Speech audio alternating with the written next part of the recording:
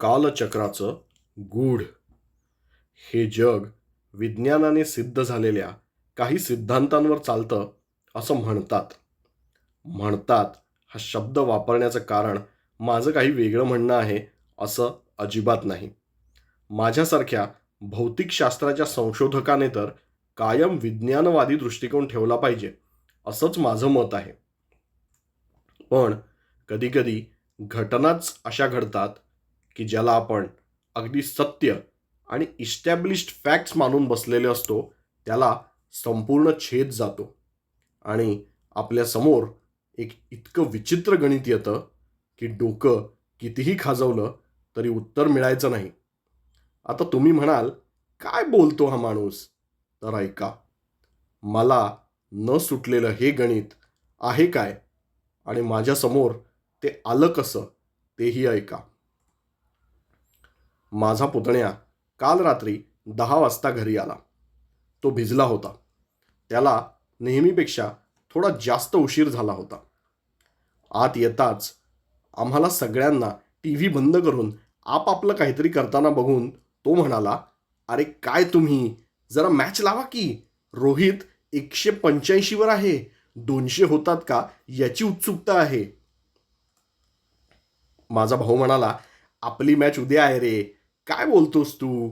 हे ऐकताच तो म्हणाला, डॅड मी आत्ता बाहेर होतो, तिथेच पाहिलं मी.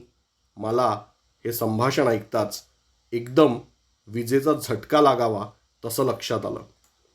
मी तेजसच्या म्हणजेच माझ्या पुतण्याच्या मागे जाऊन उभा राहिलो आणि विचारलं, तिथेच होतास ना तू? तो म्हातारा होता ना, एक कुत्रा, छोटी खोली, हेच होतं ना तिथे. माझं बोलणं संपायच्या आत तो म्हणाला, अहिला तुला कसं समजलं. मी फक्त हसलो. पण आता तो माझ्या मागे लागला. मग मीही सांगू लागलो. इतकी वर्ष झाली तरी मनाच्या एका कोपऱ्यात तो घडलेला प्रकार आणि त्याची आठवण अशी काही घर करून बसली होती की इतक्या वर्षांनी सुद्धा मला ते सगळं अगदी स्वच्छ आठवलं. तर ही गोष्ट आहे जवळजवळ 20 वर्षापूर्वीची. तेव्हा मी 22-23 वर्षांचा असेन. नुकताच रिसर्च सेंटरमध्ये इंटर्न म्हणून कामाला लागलो होतो. या रिसर्च सेंटरमध्ये येऊन संशोधन करायचं स्वप्न मी लहानपणी पाहिलं होतं आणि ते पूर्ण झालं याचा आनंद होता. मी खूप मेहनत करायचो, कितीतरी पुस्तकं वाचायचो, मोठमोठ्या शास्त्रज्ञांची व्याख्यानं, त्यांचे कार्यक्रम यांना हजेरी लावायचो, प्रयोगशाळांना भेट द्यायचो. माझा कल तेव्हापासून बायोलॉजी आणि केमिस्ट्रीपेक्षाही फिजिक्सकडे जास्त होता. काळ, प्रकाश, प्रकाशाचा वेग, गुरुत्वाकर्षण हे विषय म्हणजे अगदी माझ्या आवडीचे होते. माझ्यासारखेच अजूनही काही इंटर्न्स होते. या सर्व विषयांवर आमच्या गहन चर्चा, वादविवाद, भांडाभांडी नव्हे, वादविवाद आणि थोडेफार मतभेद व्हायचे. चालायचंच. पण एकदा फारच विचित्र प्रकार घडला. सेंटरमधून निघायला मला नेहमीपेक्षा जास्त उशीर झाला. अंधारून आलं होतं. आकाशात काळ्या ढगांची गर्दी झाली होती. सुसाट वारा सुटला होता. कोणत्याही क्षणी मुसळधार पाऊस सुरू होईल अशी परिस्थिती होती. मी नेमकी छत्री आणायला विसरलो आणि यावेळी रिक्षा मिळणंही कठीण. मी जोरजोरात चालू लागलो. विचार केला, बसस्टॉपपर्यंत पोचलो तर तिकडे थांबता येईल. चालता चालता बराच पुढे आलो. अजून पाऊस सुरू झाला नव्हता. मी चौकात आलो. चौक नेहमीचाच. नेहमीच्या ठिकाणचं सगळं आपल्याला पाठ असतं. कोणतं दुकान कुठे, कुठली बिल्डिंग कोणती, कुठे लाल तर कुठे काळी गाडी नेहमी उभी असते, सगळं लक्षात असतं.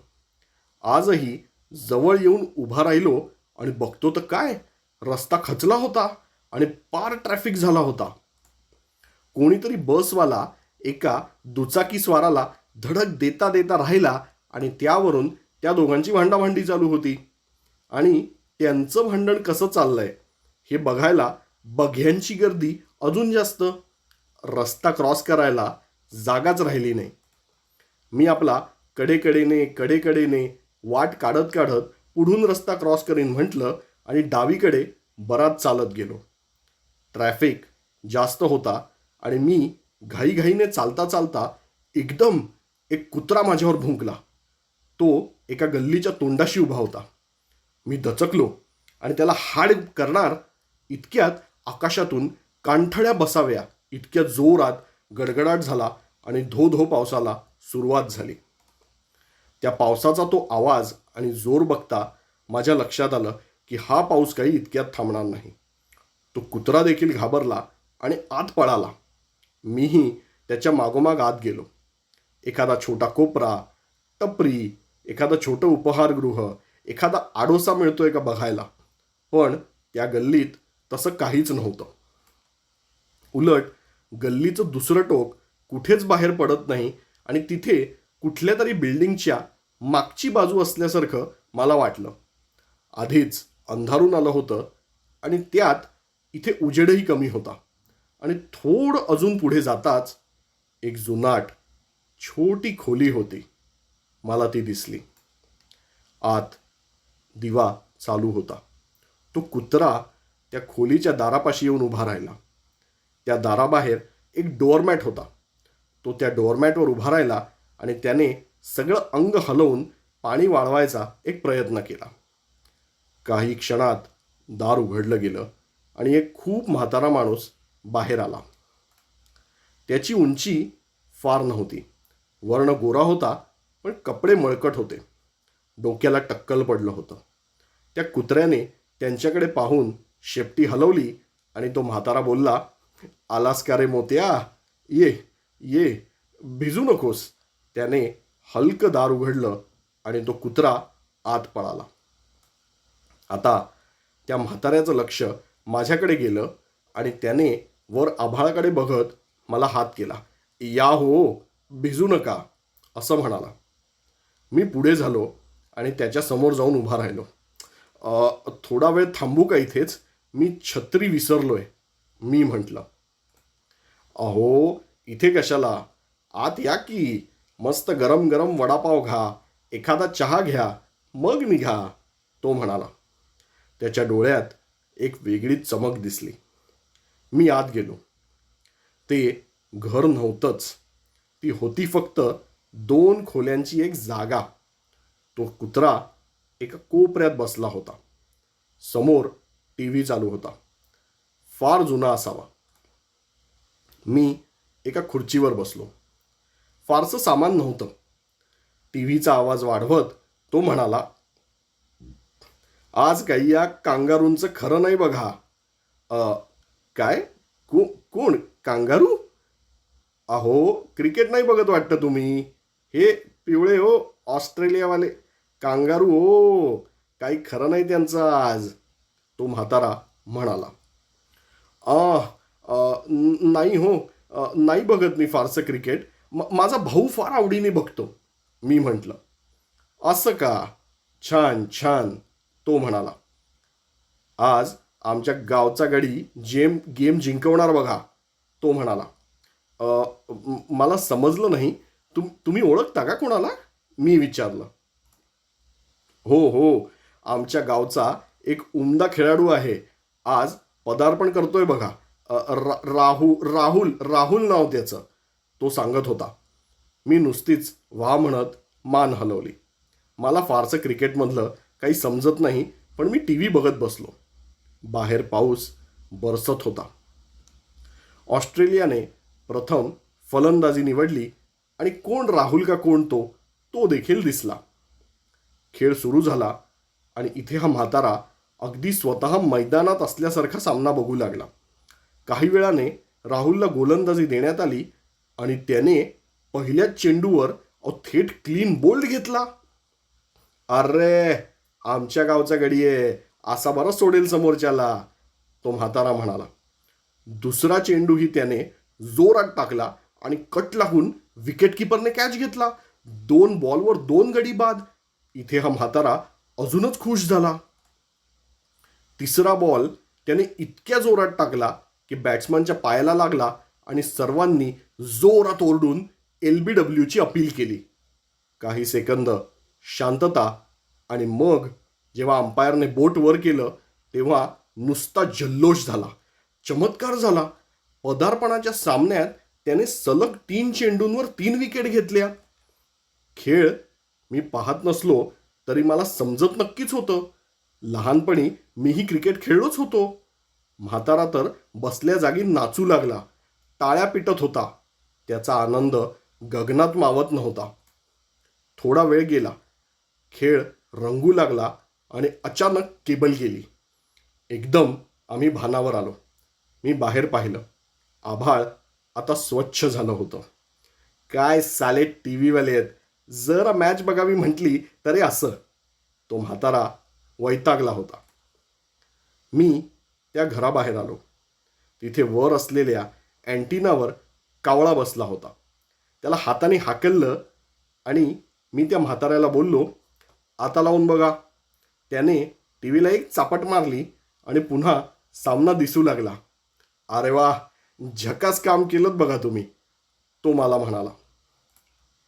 आता पाऊस थांबला होता. आभाळ स्वच्छ झालं होतं. चला आजोबा, मी येतो. आता पाऊस थांबला आहे. बरं बरं, नीट जा बाबा, कुठे घसरू वगैरे नको, ते म्हणाले. मी तिथून निघालो आणि थेट घरचा रस्ता धरला. अर्थात उशीर खूप झाला होता. मला चालत यावं लागलं. अजून अर्धा तास तरी सहज गेला असावा. घरी येताच टीव्हीचा गोंगाट कानी पडला. माझा भाऊ टीव्ही समोर बसला होता. मी आवरून आलो आणि त्याला म्हटलं, काय रे, आपण जिंकू ना आज? यावर त्याने दिलेलं उत्तर ऐकून मला पहिला धक्का बसला. तो म्हणाला, दादा, अरे आज आपली मॅच नाही, आज इंग्लंड विरुद्ध साऊथ आफ्रिका आहे. आपला सामना उद्या आहे ऑस्ट्रेलिया विरुद्ध. काय? माझ्या कानांवर विश्वास बसेना. मी बाहेर येऊन टीव्ही समोर उभा राहिलो. आता माझं डोकं चालेना झालं. मी आत्ता थोडा वेळ आधी त्या म्हाताऱ्यासोबत होतो आणि तिथे त्या टीव्हीवर भारत आणि ऑस्ट्रेलिया यांचा सामना होता. हे काय चाललंय मला समजेना. मी फार विषय ताणला नाही. थेट खोलीत झोपायला गेलो. पण झोप येणार थोडीच होती. डोक्यात गुंता झालेला. काय खरं आणि काय खोटं याची टोटल लागत नव्हती. खरा त्रास हा होता की इतकी वर्ष ज्या सिद्धांतांचा अभ्यास केला त्यांना अपवाद असू शकतात आणि तेही इतके खरेखुरे हे मान्य करायला फार जड जात होतं. मी समांतर मिती किंवा पॅरलल युनिव्हर्स या विषयावर असलेली जी काही पुस्तकं किंवा लेख माझ्याजवळ होते ते अक्षरशः धुंदाळत होतो. बरीच रात्र झाली तेव्हा मला डोळा लागला. स्वप्नात सुद्धा तो म्हातारा, त्याची ती खोली, तो टीव्ही, सगळं माझ्या भोवती फिरत होतं. सकाळी मला जाग आली तेव्हा जवळजवळ 11 वाजून गेले होते. मी सेंटरवर न जाता थेट त्या खोलीत जाणार होतो. मी त्या चौकात पोचलो. ज्या रस्त्याने पुढे गेलो होतो तिथेच गेलो. त्याच गल्लीपाशी आणि आत आत जसा चालत गेलो तसे माझे डोळे विस्फारले. घाम फुटला. काल जिथे ती खोली, तो कुत्रा, तो दरवाजा, ते सगळं होतं. आज आत्ता तिथे फक्त रिकामी जागा, कुठलंही घर, काहीही असण्याची शक्यता शून्य. गल्लीच्या टोकाशी आलो आणि तिथे एक किरकोळ वस्तूंचं दुकान होतं. दुकानात जाऊन विचारलं, इथे या गल्लीच्या शेवटी एक एक एक घर आहे ना, होतं ना एक घर? माझ्याकडे वरपासून खाली असं त्या दुकानदाराने पाहिलं आणि तो म्हणाला, दादा, काय बोलताय? गेले 15 वर्ष मी इथे दुकान चालवत आहे. ही गल्ली कुठेही जात नाही आणि तिकडे कोणाचंही घर नाही. मला आता खरंच समजेना की मला झाला होता तो एवढा मोठा भास होता. अशक्य. पण जे सत्य समोर आहे ते स्वीकारणं तरी सोपं होतं का? नक्कीच नाही. मी दुपारी असाच एका बाकावर बसून विचार करत राहिलो की हे कसं होऊ शकतं. संध्याकाळ कधी झाली समजलंच नाही आणि घरी परत येताना एका चहाच्या टपरीवर जवळजवळ लोक अक्षरशः आनंदाने नाचत होते, शिट्ट्या मारत होते. काय झालं? सगळे इतके खुश का आहेत? मी एकाला बाजूला घेऊन विचारलं. अहो, त्याने हॅट्रिक घेतली. 15 रनवर ऑस्ट्रेलियाचे 3 गडी बाद झालेत. हे सांगताना त्याच्या चेहऱ्यावरून आनंद ओसांडून वाहत होता. पण एका भौतिकशास्त्राच्या संशोधकाच्या मनात केवढं मोठं वादळ उठलं होतं याची त्याला काय कल्पना. किचकटातली किचकट गणितं तोंडी सोडवणारा मी या गणितापुढे मात्र हात टेकले. इतकी वर्ष झाली तरी ती घटना, तो घटनाक्रम आणि संपूर्णतः योगायोगाने मला मिळालेला तो अनुभव मी कधीच विसरू शकत नाही. बाप रे, म्हणजे तो भास नव्हता? तेजस म्हणाला. नाही, भास तर नाही, मी म्हणालो. मग ते होतं तरी काय? त्याचं उत्तर गेल्या 20 वर्षात अजूनही मला सापडलेलं नाही आणि सापडेल असं वाटतही नाही. दारावरच्या घंटीच्या आवाजाने आम्ही पुन्हा भानावर आलो. कोणीतरी दार उघडायला पुढे झालं. मी बाजूलाच असलेला पेपर काढला आणि वेळापत्रक पाहिलं. तिथे स्पष्ट लिहिलं होतं, आजचा सामना बांगलादेश विरुद्ध श्रीलंका, उद्याचा सामना भारत विरुद्ध ऑस्ट्रेलिया. आम्ही कितीतरी वेळ त्या वेळापत्रकाकडे पाहत राहिलो. धन्यवाद. तर आजची देखील एक वेगळी आणि थोडी विज्ञान प्रेरित अशी एक रहस्यकथा किंवा गूढकथा म्हणता येईल, ती आपण सादर करण्याचा एक प्रयत्न केला. आशा आहे की नक्कीच तुम्हाला ती कथा आवडली असेल आणि जसं तुम्ही नेहमी करताच सगळे तसंच निश्चितच कॉमेंट्समध्ये कळवा की तुम्हाला कथा आवडली तर त्याच्यातलं काय आवडलं, किंवा जर नाही आवडली तर का नाही आवडली, किंवा कुठला भाग आपण जास्त सुधारू शकतो, जेणेकरून पुढच्या वेळीपासून आपण ज्या काही पुढच्या कथा करणार आहोत त्याच्यामध्ये आपण ते भाग तसे सुधारू शकू. या व्यतिरिक्त असे काही जे विज्ञानाला ज्याचं उत्तर देता येणार नाही असे काही अनुभव जर तुमच्या वाट्याला आले असतील तर ते नक्कीच कॉमेंट्समध्ये लिहून तुम्ही कळवा. त्याच्यावरती आपण आपल्या परीने थोडा ते रहस्य उलगडत आहे का याचा विचार करू आणि निश्चितच जर तेही आपल्याला पुढच्या एखाद्या कथेत वापरण्या इतपत जर इंटरेस्टिंग असेल किंवा जर ते आपल्याला एका मनोरंजक पद्धतीने जर सादर करता येणार असेल तर निश्चित तेही करण्याचा आम्ही नक्कीच प्रयत्न करू. आणि या व्यतिरिक्त आपलं चॅनल जे आहे ते तुम्ही एन्जॉय करतातच, पण तुमच्या आजूबाजूला तुम्हाला जे काही वाटतं तुमच्या फ्रेंड्समध्ये, फॅमिलीमध्ये किंवा ओव्हरऑल तुमच्या एक्सटेंडेड सर्कलमध्ये तुम्हाला जे काही असं वाटतं की अरे कोण व्यक्ती असेल ज्यांना पण हा कॉन्टेंट आवडेल तर नक्कीच त्यांच्यापर्यंत सुद्धा आपलं चॅनल नक्कीच पोचवा. जगाच्या पाठीवर मराठी ऑडिओ बुक्स, मराठी कथा या जाव्या हा माझा एम आहे. त्या एममधनं या उद्दिष्टासाठी मी हे चॅनल सुरू केलेलं आहे. म्हणूनच जास्तीत जास्त लोकांपर्यंत आपलं चॅनल पोचवा आणि आपलं नेहमीच तुमच्या आजूबाजूला जी काही रहस्य असतील त्यांचा शोध घेत राहा, ती उलगडत राहा. आणि हे सगळं करताना एक गोष्ट मात्र विसरू नका की दिसतात तेवढ्या गोष्टी सोप्या नक्कीच नसतात. Thank you very much.